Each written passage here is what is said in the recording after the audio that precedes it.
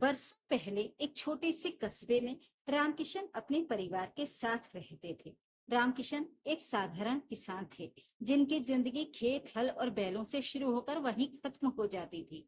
उनके पास ज्यादा जमीन नहीं थी, लेकिन मेहनत और ईमानदारी से जो मिलता उसी से घर का चूल्हा जलता। उनकी पत्नी सरला बेहद सुलझी हुई और संस्कारी स्त्री थी।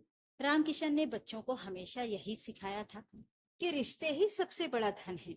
पैसे तो आज हैं, कल नहीं, लेकिन परिवार अगर साथ हो तो मुश्किल से मुश्किल वक्त कट जाता है।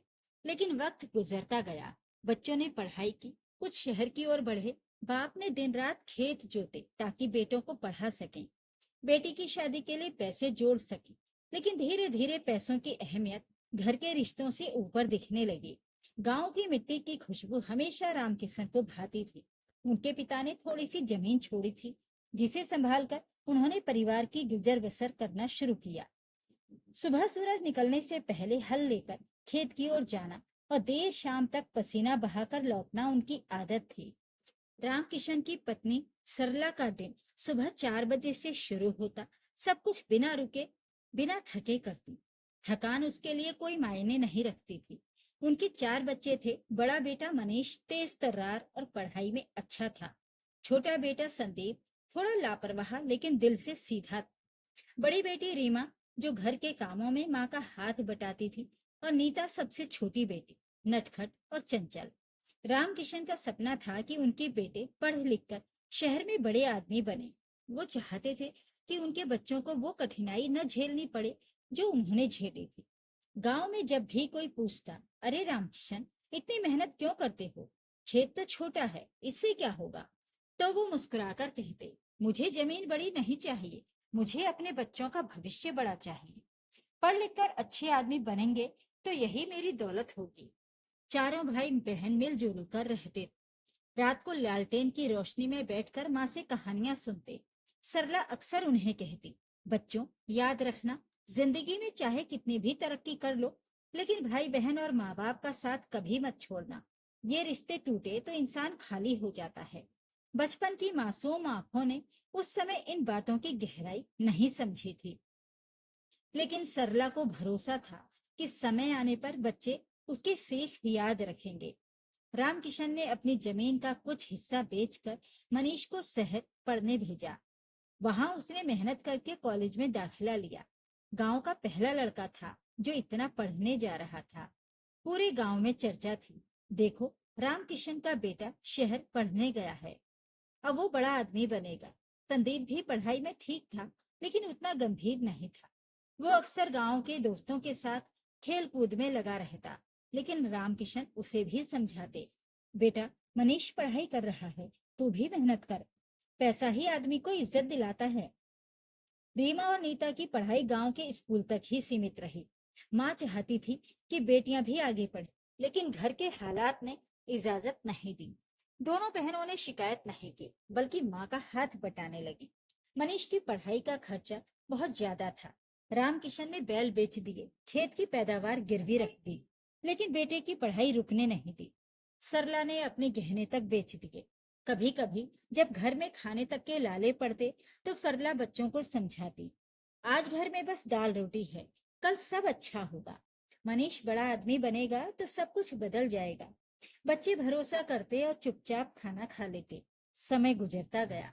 मनीष ने पढ़ाई पूरी की और शहर में नौकरी पाली। वो अब महीने का अच्छा वेतन कमाने लगा। गांव से उसके पास खुशखबरी पहुंची कि छोटा भाई संदीप भी कॉलेज में दाखिला ले चुका है। लेकिन अब मनीष के विचार बदलने लगे। शहर की चमक दमक ने उसे अलग सोच दी। उसे लगने लगा कि माँ बाप और गांव की जिंदगी बोझ है। जब भी सरला फोन पर बात करती, मनीष कहता, माँ, यहाँ खर्चे बहुत हैं, सबको पैसे नहीं भेज सकता, आप लोग गांव में ही ठीक हैं। सरला ये सुनकर चुप हो जाती, लेकिन उसका दिल टूट जाता। उसे लगता था कि जो बेटा माँ के त्याग से बड़ा हुआ, वही आज पैसों का हवाला देकर दूरी बना रहा है। मनीष अब शहर में नौकरी करने लगा था, तो वहां की ऊंची इमारतें, चमचमाती गाड़ियां और दिखावटी जिंदगी ने उसकी सोच बदल दी थी। वो अब अपने आप को गांव से अलग समझने लगा। गांव के लोग जब भी कहते, अरे, रामकिशन का बेटा तो बड़ा साहब बन गया शहर में, तो रामकिशन गर्व से सीना चौड़ा कर लेते। लेकिन उन्हें ये नहीं पता था कि उसी बेटे के दिल में अब गांव और परिवार की जगह कम होती जा रही है। रामकिशन और सरला सोचते थे कि अब मनीष अच्छी कमाई करता है तो परिवार की हालत सुधर जाएगी। सरला ने कई बार बेटे को फोन कर कहा, बेटा खेत की मेड़ टूट गई है, थोड़े पैसे भेज दे ताकि मरम्मत हो सके। लेकिन मनीष ने हर बार कोई ना कोई बहाना बना दिया। माँ, यहाँ खर्च बहुत है, ईएमआई देना होता है, किराया भी, आप लोग जैसे तैसे संभाल लो। सरला समझ जाती कि बेटे को पैसे देने की फिक्र नहीं है, पर माँ का दिल था, वो शिकायत नहीं करती, बस खुद को समझा लेती। बड़ा शहर है, खर्च भी ज्यादा होंगे। इधर छोटा बेटा संदीप भी कॉलेज में पढ़ रहा था। वो दिल से सीधा था और भाई जैसा चतुर नहीं। उसकी ख्वाहिश थी कि पढ़ाई पूरी कर नौकरी करे और माँ बाप का सहारा बने। लेकिन पढ़ाई का खर्चा रामकिशन के लिए मुश्किल हो रहा था। उन्होंने अपने खेत का आधा हिस्सा गिरवी रख दिया। जब ये खबर मनीष को मिली तो उसने झुंझलाते हुए कहा, पिताजी इतनी जमीन बेचकर पढ़ाई करवाने की क्या जरूरत है? संदीप अगर इतना ही काबिल है तो खुद मेहनत करे, सब कुछ मैं तो नहीं कर सकता ना। रामकिशन ये सुनकर चुप हो गए। उनके दिल को गहरी चोट लगी। सोचने लगे, क्या ये वही बेटा है जिसे पालने के लिए हमने अपनी जमीन तक बेच दी? अब वही हमें ताने दे रहा है। उधर रीमा और नीता धीरे धीरे बड़ी हो रही थी। रीमा की शादी की उम्र हो चुकी थी। सरला चाहती थी कि बेटी को अच्छे घर में ब्याह दे, लेकिन दहेज की मांग हर जगह सामने आ जाती। सरला ने मनीष से कहा, बेटा रीमा के लिए अच्छा रिश्ता आया है, लेकिन लड़के वालों को थोड़े पैसे चाहिए। अगर तू मदद कर दे तो बात पक्की हो जाएगी। मनीष ने गहरी सांस लेकर जवाब दिया, माँ अभी मेरे पास इतने पैसे नहीं हैं, आप लोग थोड़ा इंतजार कर लो। लेकिन सच्चाई ये थी कि मनीष ने हाल ही में बाइक खरीदी थी और अपने लिए नया फोन भी। माँ को सच नहीं बताया था। रीमा ने सब सुन लिया। उसने चुपचाप माँ के पास आकर कहा, माँ कोई बात नहीं, अगर भैया पैसे नहीं भेज पा रहे तो रिश्ता रहने दो, मैं तो आपके साथ ही ठीक हूँ। लेकिन उसके दिल में ये कसक बैठ गई कि भाई जिसने बचपन में उसके साथ मिट्टी में खेला था, वही आज पैसों के लिए बहन को अनदेखा कर रहा है। मनीष अब गांव कम ही आता, साल में एक दो बार त्योहार पर आता और जल्दी जल्दी लौट जाता। जब भी घर आता तो शहर की बातें ही करता। गांव में कुछ नहीं रखा, सब पिछड़े हुए हैं, असली जिंदगी तो शहर में है। ये सुनकर संदीप का खून खौल उठता। वो कहता, भैया गांव ने ही तो आपको पढ़ाया लिखाया है, माँ बाप ने अपनी जिंदगी दांव पर लगाई है। आज अगर आप शहर में नौकरी कर रहे हैं तो उनकी कुर्बानी से ही। लेकिन मनीष हंसकर टाल देता, तुम्हें क्या पता बड़े शहर की जिंदगी कैसी होती है। धीरे धीरे रीमा और नीता दोनों को ये एहसास होने लगा कि उनके भाई पैसों के आगे रिश्तों को नजरअंदाज कर रहे हैं। रीमा ने कई बार माँ से कहा, माँ हमें भाइयों से कुछ उम्मीद नहीं रखनी चाहिए, हम लड़कियां हैं, शायद हमारे लिए उनका प्यार कम हो। सरला ये सुनकर रो पड़ती, नहीं बेटी, ऐसा मत कह, भाई बहन का रिश्ता कभी खत्म नहीं होता, वक्त है सब बदल जाएगा। लेकिन सरला का दिल जानता था कि पैसे का असर रिश्तों पर गहराता जा रहा है। उधर संदीप नौकरी की तलाश में जुटा। उसने पढ़ाई पूरी की, लेकिन अच्छे मौके नहीं मिले। जहां भी जाता अनुभव की कमी बताकर मना कर देते। एक दिन उसने बड़े भाई से कहा, भैया अगर आप थोड़े पैसे दे दो तो मैं कोई छोटा बिजनेस शुरू कर लूं, खुद मेहनत करके खड़ा हो जाऊं। मनीष ने साफ इनकार कर दिया, मैं पहले ही बहुत दबाव में हूँ, खुद को संभालना मुश्किल है, दूसरों को कहाँ से संभालूं। संदीप को यह सुनकर गहरा धक्का लगा। उसे लगा कि भाई ने सिर्फ पैसों की वजह से उसे पराया कर दिया। रामकिशन और सरला अब बूढ़े हो चले थे। खेत की देखभाल करना मुश्किल हो रहा था। शरीर पहले जैसा साथ नहीं देता था। वे चाहते थे कि बेटे अब उनका सहारा बने, लेकिन सच ये था कि दोनों बेटे अपने अपने हितों में उलझे हुए थे। मनीष शहर की जिंदगी में व्यस्त था और संदीप अपनी बेरोजगारी से परेशान। बेटियों की आवाज घर की दीवारों में ही दबकर रह जाती। रामकिशन अक्सर रात को छत पर बैठकर आसमान देखते और सोचते, हमने अपने बच्चों के लिए सब कुछ दांव पर लगा दिया, जमीन गहने जवानियां सब कुर्बान कर दिया, लेकिन बदले में हमें क्या मिला? पैसों के रिश्ते। सरला उनके पास आकर कहती, आप चिंता मत कीजिए, अभी बच्चे समझ नहीं पा रहे, लेकिन एक दिन जरूर समझेंगे। रामकिशन हल्की हंसी हंसते और कहते, शायद उस दिन तक हम रहेंगे ही नहीं।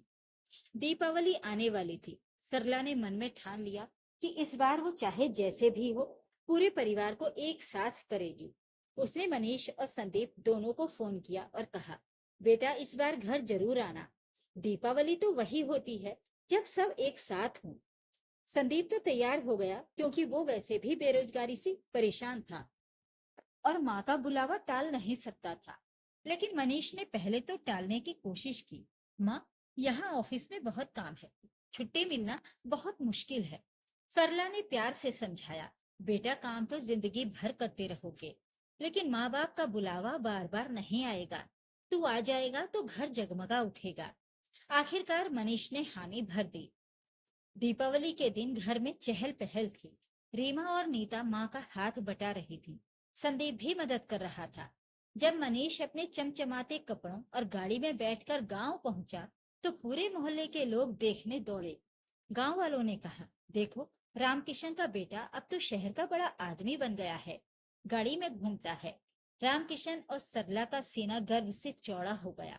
लेकिन उसी गर्व के पीछे ये कसक भी थी कि बेटा अब गांव को छोटा समझता है। शाम को जब सब एक साथ बैठे, तो माँ बाप को लगा कि अब घर फिर से पहले जैसा हो गया। लेकिन ये खुशी ज्यादा देर टिक न सकी।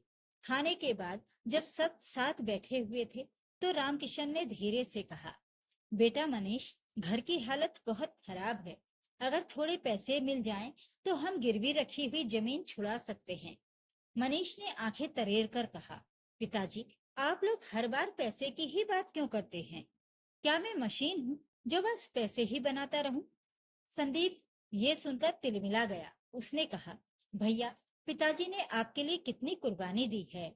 अगर जमीन गिरवी रखकर आपको पढ़ाया न होता, तो आप आज इस गाड़ी में नहीं बैठ पाते। मनीष झुंझलाकर बोला, और तुमने क्या किया? सिर्फ खर्चा करवाया। अगर तुम्हें इतना ही शौक था तो खुद कमाते। हर चीज मेरे सिर पर ही क्यों? ये सुनकर संदीप का खून खौल गया। उसने कहा, भैया, पैसों के नशे में तुम रिश्ते भूल गए हो। माँ बाप का सहारा बनने की बजाय उल्टा उन्हें बोझ समझ रहे हो। घर का माहौल बिगड़ गया। सरला रो पड़ी और बोली, बस करो बच्चों, त्योहार के दिन झगड़ा मत करो। पैसों से बड़ा रिश्ता होता है, ये मत भूलो। लेकिन दोनों भाइयों के बीच दरार गहरी हो चुकी थी। रीमा ने हिम्मत करके कहा, भैया, माँ सही कह रही हैं। पैसों से घर नहीं चलता, प्यार से चलता है। अगर आप दोनों झगड़ते रहेंगे, तो हम बहनों का क्या होगा? मनीष ने हंसकर कहा, तुम्हें चिंता करने की जरूरत नहीं है। तुम्हारी शादी मैं अच्छे घर में करवा दूंगा। रीमा के चेहरे पर कसेली मुस्कान आई। उसने धीमे स्वर में कहा, भैया, शादी सिर्फ दहेज से नहीं होती, उसमें भी अपनापन चाहिए। अगर भाई बहन आपस में ऐसे लड़ेंगे, तो कौन सा रिश्ता टिकेगा? लेकिन उसकी बात किसी ने नहीं सुनी। मनीष ने सबके सामने हाथ खड़े कर दिए। मैंने पहले ही बहुत किया है, अब मेरी अपनी जिम्मेदारियां हैं। मैं हर बार क्यों पैसे दूं? ये सुनते ही रामकिशन का सिर शर्म से झुक गया। सरला की आंखों से आंसू बह निकले। संदीप गुस्से से कांपते हुए बोला, भैया, आज तुमने माँ बाप का बहुत अपमान कर दिया। जमीन तुम्हारी वजह से गिरवी पड़ी है और आज तुम इससे मुंह मोड़ रहे हो। मनीष ने ठंडे स्वर में कहा, अपमान मैं नहीं कर रहा, बल्कि हालात कर रहे हैं। और वैसे भी अब गांव की जमीन का कोई भविष्य नहीं, इसे छोड़ देना ही बेहतर है। फिर अगले दिन मनीष शहर लौट गया। उस दिन के बाद से घर का माहौल बिल्कुल बदल गया। रामकिशन और सरला चुप रहने लगे। संदीप भाई से नफरत करने लगा। बहनों का मन भी टूट गया। रीमा ने माँ से कहा, माँ, अब मुझे कोई उम्मीद नहीं। जो भाई हमारे लिए कुछ नहीं कर सकता, वो समाज में क्या करेगा?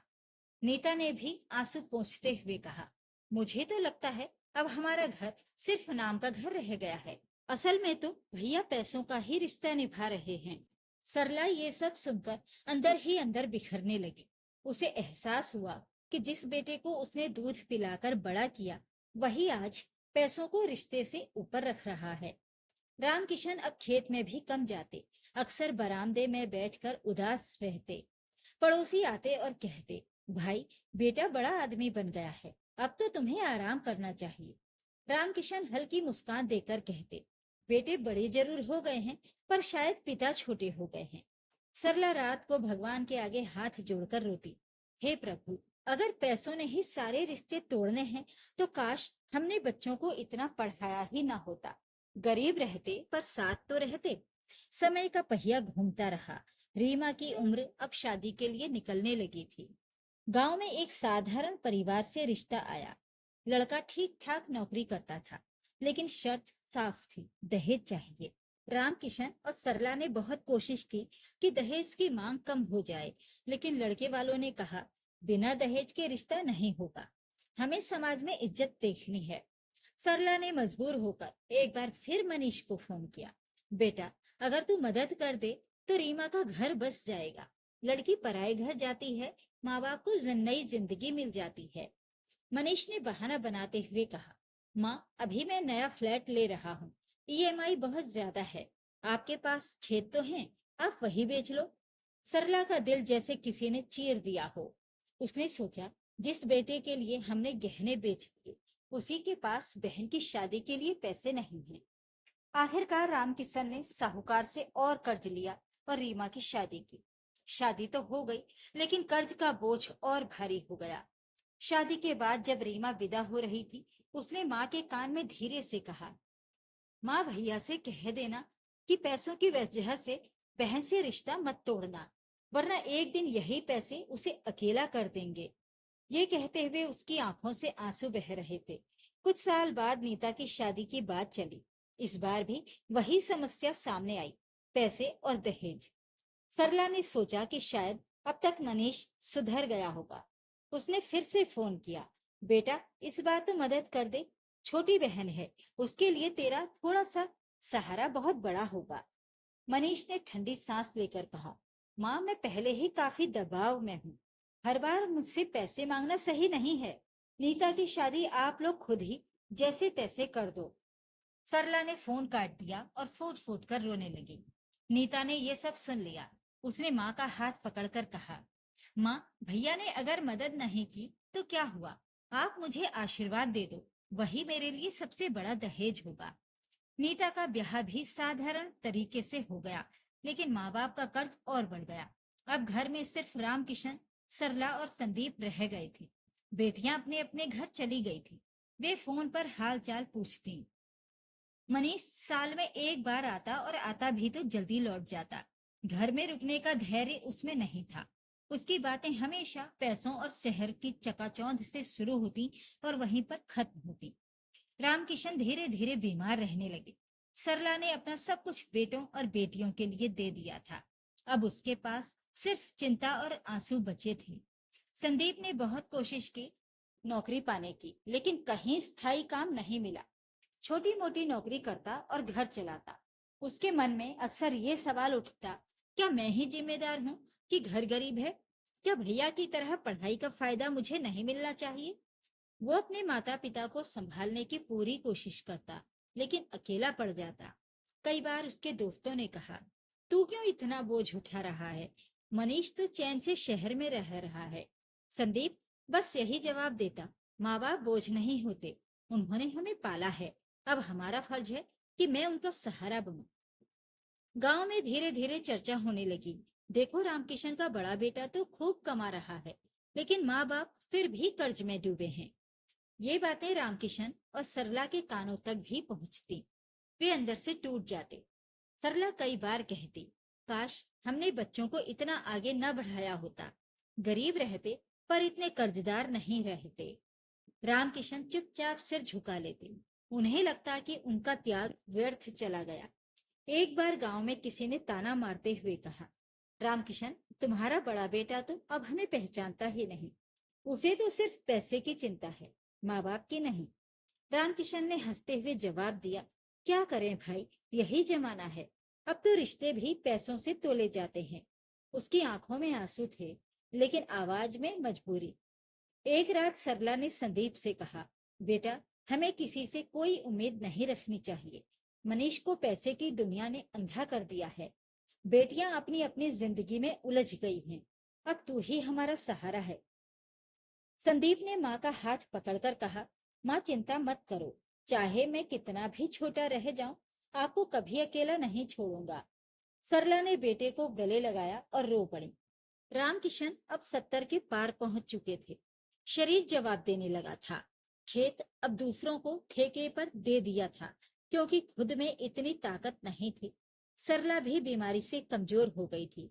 घर में सिर्फ संदीप था। उसकी कमाई इतनी नहीं थी कि कर्ज चुका सके या माँ बाप को आराम पहुंचा सके। रात को जब सरला लेटती तो आह भरकर कहती, हमने अपनी जवानी बच्चों के लिए कुर्बान कर दी, लेकिन बुढ़ापे में सहारा कहीं नजर नहीं आता। रामकिशन बस चुप रह जाते। उनकी आंखों में वो दर्द था जिसे शब्दों में बयान नहीं किया जा सकता। मनीष अब पूरी तरह बदल चुका था। उसने शहर में अपना घर बना लिया था, गाड़ी ले ली थी और अपनी पसंद की लड़की से लव मैरिज कर ली थी। पत्नी और बच्चों के साथ वो व्यस्त रहने लगा। गांव से उसका रिश्ता सिर्फ फोन तक सीमित हो गया था, वो भी महीने में एक बार। जब माँ उससे हालचाल पूछती तो वो कहता, माँ यहाँ सब अच्छा है, आप लोग भी अपना ध्यान रखो। लेकिन पैसे भेजने की बात आती तो वो हमेशा टाल देता। माँ इस बार बहुत खर्च हो गया, अगले महीने देखूंगा। सरला हर बार उम्मीद करती कि शायद अगली बार सच में मदद करेगा, लेकिन वो अगली बार कभी नहीं आई। लेकिन संदीप ने अपनी जिंदगी माँ बाप की सेवा में खपा दी। शादी की उम्र निकल रही थी, लेकिन घर की हालत देखकर उसने खुद ही शादी से मना कर दिया। माँ मैं किसे लाऊं इस घर में, हमारी हालात ऐसे नहीं हैं कि एक सदस्य को और बढ़ाया जाए। भैया की पढ़ाई की वजह से हमारे खेत बिक गए, फिर बहनों की शादी करके कर्जदार हो गए। इतनी कम आमदनी में इतना ज्यादा कर्ज कैसे उतरेगा, यही चिंता है मुझे। सरला को ये सुनकर रोना आ गया। उसने कहा, बेटा अपनी जिंदगी मत बर्बाद कर। माँ बाप का फर्ज निभाना जरूरी है, लेकिन अपना घर भी जरूरी है। संदीप बस इतना कहता, माँ जब भाई पैसों में उलझ कर आपको भूल सकता है तो मैं क्यों भूलूं। मैं रहूंगा आपके साथ। ये सच है कि मैं भी अगर शहर चला जाऊं तो मैं भी खूब कमा सकता हूँ, लेकिन बीमार पिता और आपको किसके सहारे छोड़कर जाऊं। नहीं नहीं, मैं आप दोनों को बेसहारा नहीं छोड़ सकता। एक दिन अचानक रामकिशन को तेज बुखार आ गया। संदीप ने उन्हें अस्पताल पहुंचाया। डॉक्टर ने कहा, इनकी हालत नाजुक है, इलाज लंबा चलेगा और खर्च भी होगा। संदीप ने मजबूर होकर तुरंत मनीष को फोन किया, भैया पिताजी की हालत खराब है, थोड़े पैसे भेज दो ताकि इलाज हो सके। मनीष ने आज फिर हमेशा की तरह ठंडी आवाज में जवाब दिया, मेरे पास अभी फुर्सत नहीं है, यहाँ भी खर्च बहुत है, तुम किसी और से उधार ले लो। संदीप ने गुस्से में कहा, भैया ये वही पिताजी हैं जिनके कारण आज तुम इस मुकाम पर हो, और तुम कह देते हो कि तुम्हारे पास फुर्सत नहीं है। मनीष ने फोन काट दिया। संदीप ने रोते हुए माँ से कहा, माँ अब मैं ही कुछ करूंगा, भैया से उम्मीद रखना बेकार है। सरला ने ये सब सुना तो उसका दिल टूट गया। उसने पहली बार अपने बेटे को कोसा, हे भगवान, अगर यही हाल होना था तो क्यों दिया हमें ऐसा बेटा जो पैसों में अंधा हो गया और अपने माँ बाप को ही भूल गया। उसकी आंखों से बहते आंसू अब सूख चुके थे। उसमें अब रोने की ताकत भी नहीं थी। जब ये खबर रीमा और नीता तक पहुंची तो वे अपने अपने घरों से आईं। उन्होंने माँ को गले लगाकर कहा, माँ अगर भैया नहीं हैं तो क्या हुआ, हम तो हैं, आपको अकेला नहीं छोड़ेंगे। सरला ने बेटियों को देखा और बोली, बेटियां ही असली सहारा होती हैं। बेटे तो पैसों के पीछे दौड़ते हैं, लेकिन बेटियां दिल से जुड़ी रहती हैं। रीमा और नीता के भी हालात अच्छे नहीं थे, लेकिन उन्होंने जितना हो सका उतनी मदद की। कुछ दिन बाद अस्पताल से लौटकर रामकिशन घर आ गए। वो बेहद कमजोर हो गए थे। एक शाम बरामदे में बैठे हुए उन्होंने संदीप से कहा, बेटा अब मेरे पास ज्यादा वक्त नहीं है, लेकिन मेरी एक ख्वाहिश है, जब मैं चला जाऊं तो मेरी चिता पर रोने वाले सिर्फ वो लोग हों जिनके लिए रिश्ते पैसों से ऊपर हैं। संदीप ने आंखों में आंसू लिए सिर झुका दिया। कुछ समय बाद अचानक रामकिशन की तबीयत बिगड़ी और वो चल बसे। पूरे गांव में खबर फैल गई। संदीप ने मनीष को फोन किया। भैया, पिताजी नहीं रहे, अंतिम संस्कार के लिए आ जाओ। मनीष ने कहा, मुझे छुट्टी नहीं मिलेगी, तुम लोग कर लो अंतिम संस्कार। संदीप ने फोन काट दिया। उसकी आंखों से आंसू बह निकले। उसने माँ से कहा, माँ, देख लो, पैसे की दुनिया ने हमारे रिश्तों को खत्म कर दिया है। पिताजी की चिता पर भी भैया को समय नहीं है। सरला ने टूटे दिल से कहा, सच है बेटा, अब तो हमें मान लेना होगा कि रिश्तों पर पैसे हावी हो जाएं तो खून के रिश्ते भी पराये हो जाते हैं।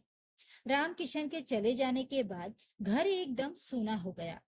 सरला हर रात खटिया पर बैठकर आंगन को देखती रहती, जहां कभी उसके पति हल थामे हुए लौटते थे। अब वहां बस सन्नाटा था। वो अक्सर बुदबुदाती, तुम्हारे बिना ये घर उजड़ गया। अब तो बस मेरा सहारा मेरा बेटा संदीप ही बचा है। संदीप ने माँ को संभाला, लेकिन उसकी आंखों में भी निराशा थी। उसने देखा कि भाई मनीष ने न पिता की मौत पर आना जरूरी समझा और ना ही माँ की सुध लेना। शहर में मनीष अपनी दुनिया में मस्त था। उसकी पत्नी भी अक्सर कहती, तुम क्यों बार बार गांव वालों के चक्कर में पड़ते हो? वहां जाकर तुम्हें कुछ नहीं मिलने वाला। अपनी जिंदगी पर ध्यान दो। धीरे धीरे मनीष ने फोन करना भी बंद कर दिया। अब माँ बेटे को उसकी याद भी सिर्फ तब आती जब कोई गांव वाला कहता, बड़ा बेटा तो शहर में लाखों कमा रहा है, लेकिन किसी काम का नहीं। रईमा और नीता समय समय पर आती रहती हैं। कभी पैसे ना सही, लेकिन अपने हाथों का प्यार, खाना और भावनात्मक सहारा जरूर देती।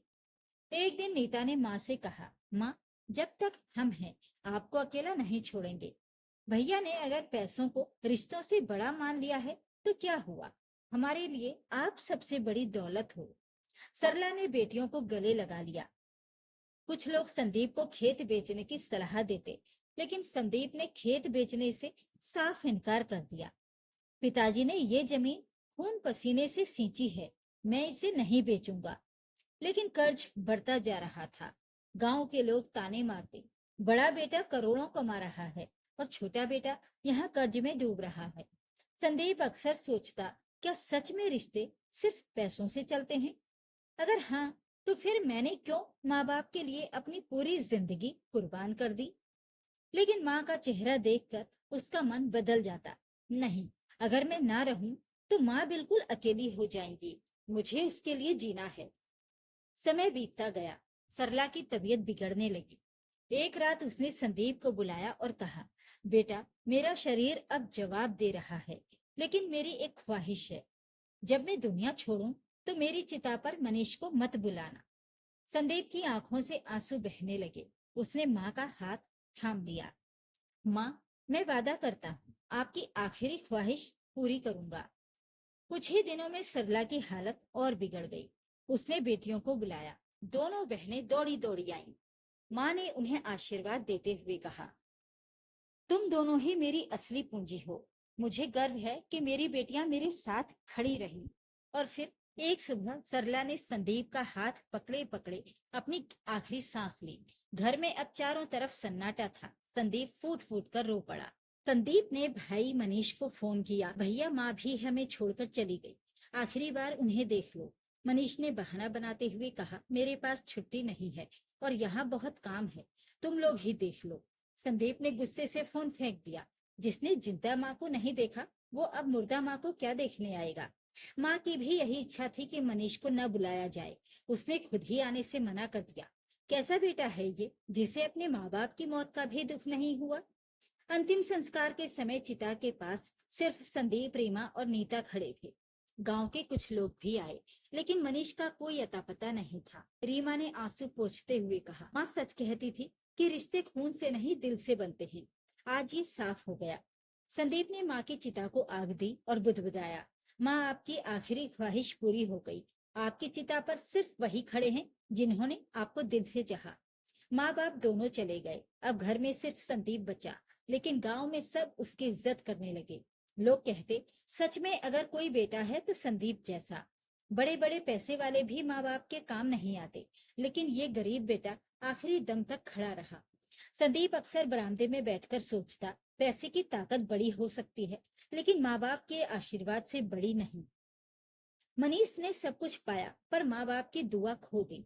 मैंने सब कुछ खोया लेकिन माँ बाप का आशीर्वाद पाया। यही मेरी असली दौलत है। लेकिन होनी को कुछ और ही मंजूर था। वक्त करवट लेने वाला था जिसकी किसी को कानो कान खबर तक नहीं चलने पाई। हुआ यूं कि कुछ साल पहले जब संदीप बेरोजगारी और जिम्मेदारियों के बोझ से जूझ रहा था, पिताजी बीमार रहते थे और बहनों की शादी की चिंता अलग से थी। रोज रोज के खर्चे पूरे करना ही मुश्किल हो रहा था। ऐसे में एक दिन उसका पुराना दोस्त राघव, जो बैंक में काम करता था, उसे मिला। दोनों की बातचीत के दौरान राघव को संदीप की बुरी आर्थिक हालत का पता चला, तो उसने संदीप को समझाया, भाई चाहे जितनी भी मजबूरी हो, हर महीने 1,000 रुपए बचाकर म्यूचुअल फंड में SIP डालना शुरू कर। अभी मुश्किल लगेगा लेकिन वक्त के साथ यही तेरे काम आएगा। संदीप पहले तो हिचकिचाया और बोला, मेरी आमदनी तो पहले ही बहुत कम है, 1,000 रुपए कैसे बचाऊं? मगर माँ के आशीर्वाद और दोस्त की बात मानकर उसने 10 साल पहले SIP शुरू कर दी थी। कुछ पैसे ट्यूशन से बचाता और कुछ पार्ट टाइम काम करके 1,000 रुपए म्यूचुअल फंड में निवेश करने लगा। शुरू शुरू में उसे इसका कोई असर महसूस नहीं हुआ, लेकिन समय के साथ धीरे धीरे उसका निवेश बढ़ता गया। लेकिन पिछले 2 साल से माँ बाप की बीमारियों के चलते उसका निवेश करना बंद हो गया था। आज जब वो बैठा हुआ अपने माँ बाप को याद करके रो रहा था, अचानक उसे अपने निवेश की याद आई। उसने राघव से संपर्क किया तो राघव ने उसे गले लगाते हुए कहा, दोस्त तू क्यों चिंता करता है? मैं तेरे हालातों से अनजान नहीं रहा हूँ, इसीलिए तेरी SIP के पैसे मैं अपने पास से जमा करता रहा हूँ। तेरी SIP मैंने बंद नहीं होने दी है। कुछ समय और इंतजार कर, तुझे जब सारा पैसा वापस मिलेगा तो तब तू मेरे पैसे वापस कर देना। संदीप की आंखें छलछला आईं। वो बोला, एक मेरा भाई है जिसने अमीरी की चकाचौंध में सारे रिश्ते खत्म कर डाले, और एक तू है जो 2 साल से मेरे SIP जारी रखे हुए है और मुझे पता तक नहीं चलने दिया। राघव बोला, अब तू सब कुछ भूल कर नए सिरे से जिंदगी शुरू कर, जिसमें SIP में निवेश किया हुआ पैसा तेरे बहुत काम आएगा। कुछ समय बाद संदीप ने बैंक से संपर्क किया और SIP का रिडेम्पशन करवाया। जब खाता खुला तो उसकी आंखें भर आईं। जो पैसे वो हर महीने बोझ समझकर काटता रहा था, वही अब लाखों में बदल चुके थे। उस पैसे से उसने राघव सहित सबका कर्ज चुका दिया और एक बहुत अच्छा बिजनेस सेट कर लिया।